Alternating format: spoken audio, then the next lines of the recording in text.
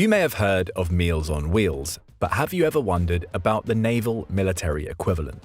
The United States Navy has officially taken mobile mealtime to the next level. Every day that an American nuclear-powered aircraft carrier spends at sea, it has to provide 3 square meals for the 5,000 hungry sailors who call the ship home. The resulting process is a mind-boggling marvel of culinary engineering. If you're doing the math, I'll spare you the mental gymnastics. That's over 17,000 meals, 7 days a week, 365 days a year. How, you ask, is this even possible? Let's find out. They say the way to someone's heart is through their stomach. This certainly applies to hungry American sailors of the US Navy. Aboard the most common aircraft carrier in the Navy fleet, the 100,000-ton Nimitz-class vessel, an average crew complement of between 5,000 and 6,000 sailors will spend months on deployment working, sleeping, and eating aboard their city at sea. Whether you're busy scrubbing the flight deck, flying an F/A-18F Super Hornet, maintaining the nuclear reactor, or overseeing the arresting gear operation, the elementary needs of this crew are truly staggering. Feeding thousands of people in a relatively cramped space requires a Herculean logistical effort. On any given day, a carrier's crew can consume more than 1,600 pounds of chicken, 160 gallons of milk, 30 cases of cereal, and 350 pounds of lettuce, noted Chief Petty Officer Naomi Goodwin, herself responsible for preparing officers' meals aboard an aircraft carrier.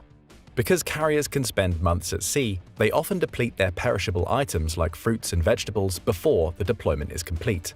To compensate, they stock up with as much perishable food as possible at the beginning of a deployment. Once the fresh food disappears, canned or dried goods can only get you so far.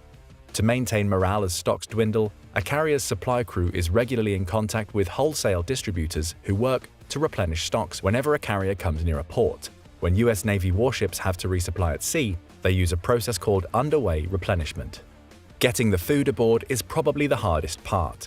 The alongside connective replenishment method is the most common form of underway replenishment. When a supply vessel pulls up to the carrier, it must match its speed on a parallel trajectory, a daunting task in rough seas and choppy winds.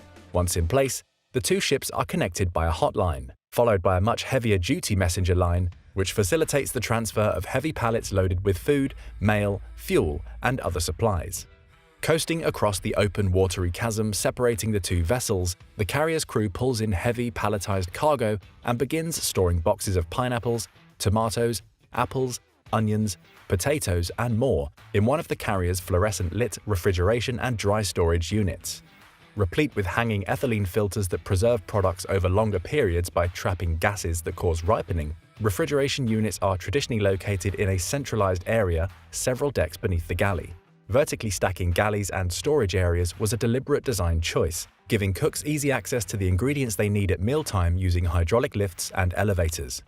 Resupply occurs every week or so, adding between 400,000 and 1 million pounds of food to the carrier's stocks.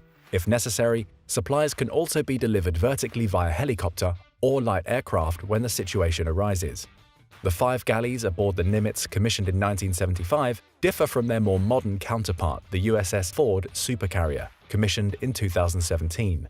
While the ships have the same footprint, one journalist observed, space all over the Ford has been reimagined to make carrier life and work better and more efficient.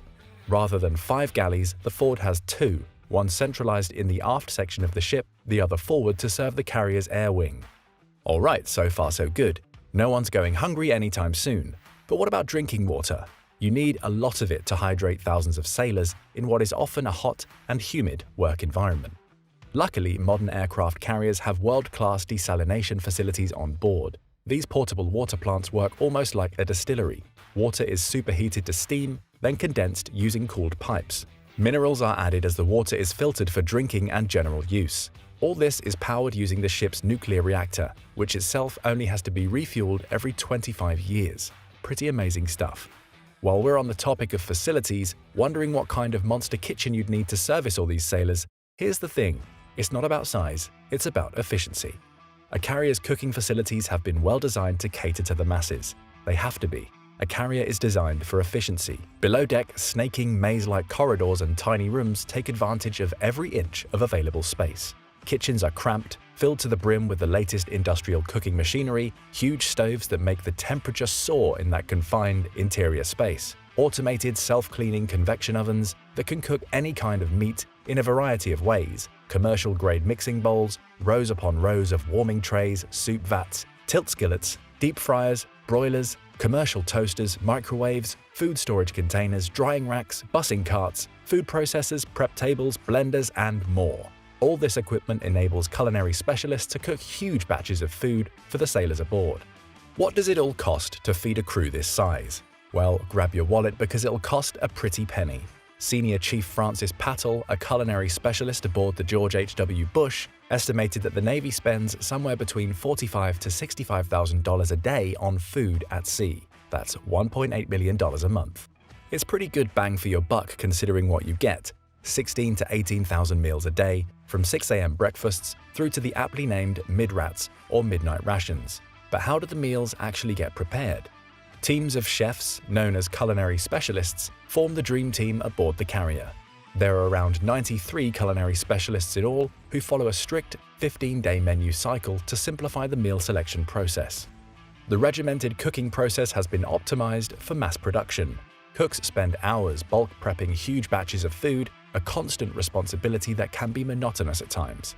To add variety to their own schedules, junior cooks are trained on different tasks to make them more versatile in the galley. It is hard work, sometimes at strange hours. The breakfast shift can wake up as early as 3 a.m. to have enough time to prepare enough pancake batter, sausages, oatmeal, eggs, and bacon to go round. Cooks tend to work 12 to 16-hour shifts that involve prep work, serving, and cleaning. Punctuality and quality are key. Culinary specialists are held to high standards, the same as those they serve on a daily basis. Special meals punctuate an otherwise routine menu offering. Anything from Taco Tuesday to a Mongolian grill and a special birthday meal each calendar month that can include a tablecloth, wine glasses, nice music, and a main course of prime rib or lobster are sure morale boosters. On most naval vessels, officers eat in their own mess, known as a wardroom. Smaller and more refined than the canteen area, an officer's mess boasts padded chairs, tablecloths, and glasses of Coke garnished with slices of lemon. In the wardroom, cooks stick to the same menu cycle as their counterparts in the general mess, but smaller amounts of people to feed, in the hundreds rather than the thousands, means they can take time to cook and present the food a bit more luxuriously. The wardroom, of course, still isn't the finest dining establishment aboard ship. That is reserved for the captain's cabin, a modest-sized room with hints of the old-fashioned ocean liner about it, where a personal chef diverges from the standard menu, preparing fresh meals for the captain and their guests from whatever ingredients they can find on the ship. Yes, sailors on deployment tend to eat far better than their land-based counterparts in the field. Nobody eats MREs at sea. Underway replenishment adds freshness to shipboard food, even if it is prepared on an industrial scale.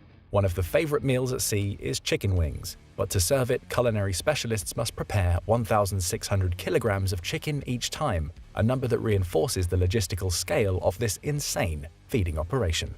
To bring in that home-cooked taste, bakers make use of massive 60-pound dough mixers to make their own bread, rolls, cookies, and other baked goods.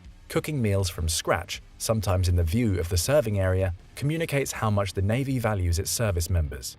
Veterans often complain that naval chow served in decades past was subpar and inedible. Today, that's no longer the case. It may not be your mother's cooking, but daily meals are meticulously planned and served to be as calorically dense and nutrient-rich as possible. They have to be to fortify sailors working hard on their feet, day in, day out. A look into a daily shift for a culinary specialist reveals how much effort is required to cook for an entire carrier crew. At mealtime, broad, heated grills are prepared and manned by young cooks who have the raw food at hand. If, say, a cook is serving lamb, he arranges lamb chop after lamb chop in neat rows until the entire surface is covered with meat, 150 chops at least. By the time the last one is in place, it's time to return to the beginning and flip the meat over to cook on the other side. If the chefs are cooking roast beef, they will slice roughly 600 pounds of meat per meal.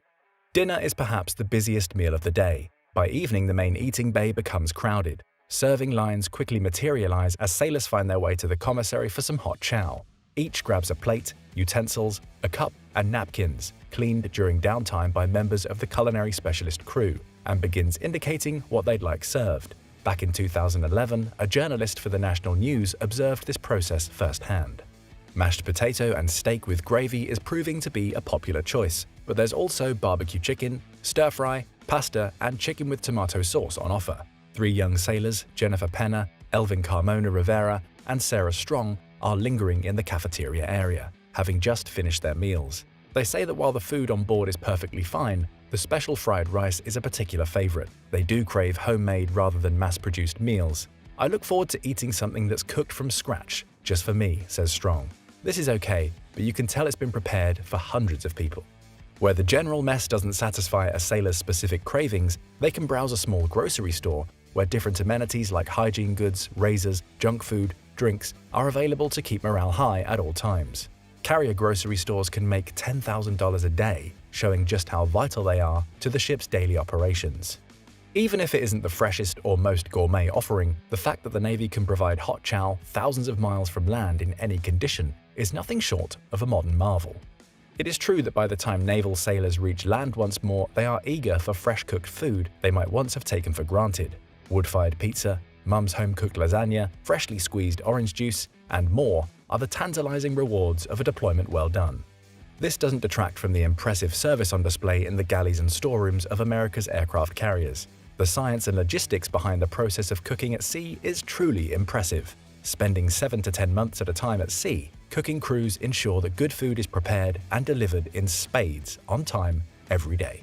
Have you ever tried Navy chow aboard an aircraft carrier or experienced anything like the Navy's feeding operation? Let us know in the comments, and don't forget to subscribe for more military analysis from military experts.